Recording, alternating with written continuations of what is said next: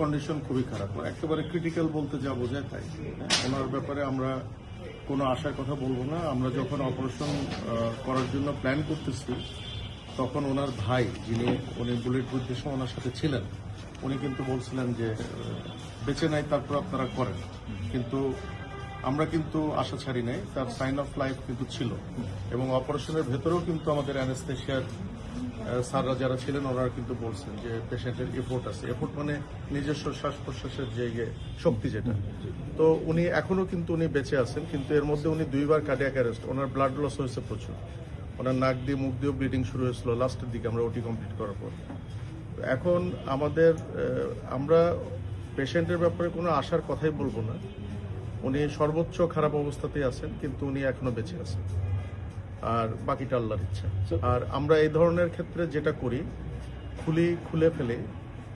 খুলে মগজের ভেতর যে রক্তগুলো থাকে ওগুলো আমরা বের করে দিই, যাতে ব্রেন বড় হওয়ার সুযোগ পায়, ব্রেনের ভেতর যে চাপটা আছে সেই চাপটা যাতে কমার সুযোগ পায়, এটাই হলো এটার ম্যানেজমেন্ট।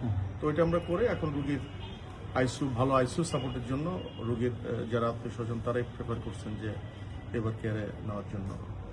গুলি কি বেরিয়ে গেছিল? মোস্ট প্রবাবলি আমরা এত হারিনেসের মধ্যে, কারণ বুলেট যদি ভেতরে থেকেও যায়, ধরে নিলাম যে বুলেট ভেতরে মগজের ভেতরে আছে, ওটা একদম মগজের সেন্টার পয়েন্টে, ওখানে অ্যাপ্রোচ করার কোনো প্রয়োজন নাই, ওটা করাও হয় না। তবে বুলেটটা বের হয়ে গেছে, কারণ বুলেটটা একদিক দিয়ে ছিদ্র হয়ে আরেক দিক দিয়ে হাড্ডি ভেঙে বের হয়ে গেছে, সুতরাং ওটা বুলেটই বের হয়ে গেছে আমরা ধরে নিতে পারি। কিন্তু বুলেটের কিছু ফ্র্যাগমেন্ট ব্রেনের ভেতর থেকে গেছে, সেটা আমরা যখন অপারেশন করছি কিছু ফ্র্যাগমেন্ট আমরা পেয়েছি, ওগুলো আমরা সংরক্ষণ করছি, খুব ছোট ছোট ফ্র্যাগমেন্ট।